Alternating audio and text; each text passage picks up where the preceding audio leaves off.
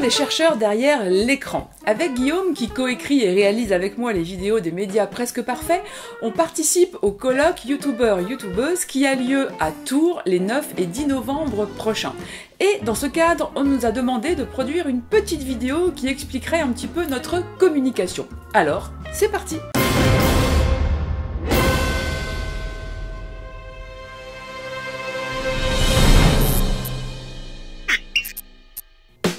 L'idée de cette communication, qui est plutôt un travail exploratoire qu'une recherche aboutie, est de se servir de l'expérience DMPP, des médias presque parfaits, pour réfléchir plus largement à la question des vidéos à vocation scientifique et culturelle. À quelle forme de vulgarisation scientifique avons-nous affaire et comment cela se manifeste à travers la forme festivalière ? Nous, dans DMPP, on parle des médias, avec pour objectif principal de donner des outils de décryptage pour le plus grand nombre. On n'est pas nombreux sur ce créneau. Par contre, il existe un bon nombre de vidéastes qui s'intéressent aux questions scientifiques et culturelles. Les vidéastes du web qui parlent de cinéma, de sciences, de médias mettent en place des formes de médiation et de vulgarisation spécifiques. Prenons deux exemples. Si on regarde les vidéos de François Thorel, le fossoyeur de films qui s'intéresse au cinéma de genre, ou encore les vidéos de Patrick Beau avec Axolot qui s'intéresse aux curiosités de notre monde, eh bien,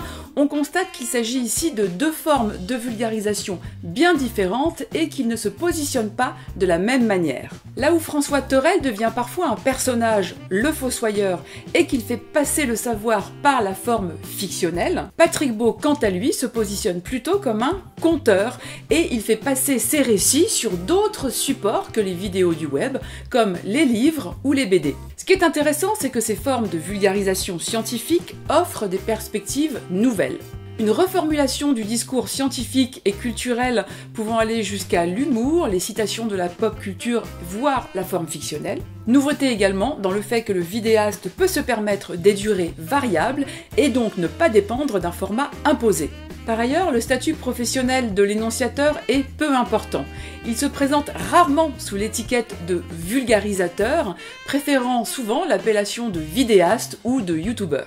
Enfin, le web 2.0 permettant une forme d'interaction, il est évidemment possible pour les vidéastes de répondre aux commentaires des internautes, même si bien sûr, plus la communauté est grande, plus il est difficile de répondre à tout le monde. La question du public est cependant essentielle et il existe des lieux dédiés dans lesquels les vidéastes peuvent rencontrer leur communauté. Et ça, c'est le deuxième point important. Le fait qu'il existe des festivals, des conventions, des rencontres qui permettent à certaines catégories de public qui apprécient ces vidéastes culturels de venir les rencontrer. L'un de ces événements est le festival Frames qui se déroule à Avignon depuis 2016. Et, toujours avec Guillaume, on participe à son comité d'organisation. Du coup, le fait de vivre cet événement de l'intérieur, de sa conception à sa réalisation, nous permet d'avoir la position privilégiée de l'observateur. Ce qui est notable ici, c'est que les vidéastes participent à des activités, et notamment des conférences sur leur domaine de spécialité.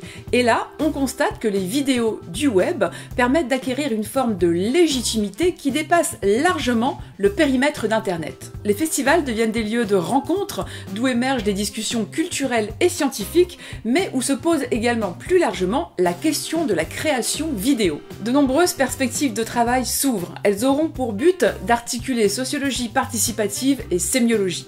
L'objectif, mieux saisir les enjeux de ces formes de vulgarisation scientifique et culturelle, tout un programme. Voilà, c'est tout pour cette petite vidéo spéciale colloque YouTube. Je vous renvoie évidemment au texte et à la communication que je ferai à cette occasion. N'hésitez pas à vous abonner à notre chaîne des médias presque parfaits et retrouvez-nous également sur le Semioblog, Facebook et Twitter. Allez, à ciao!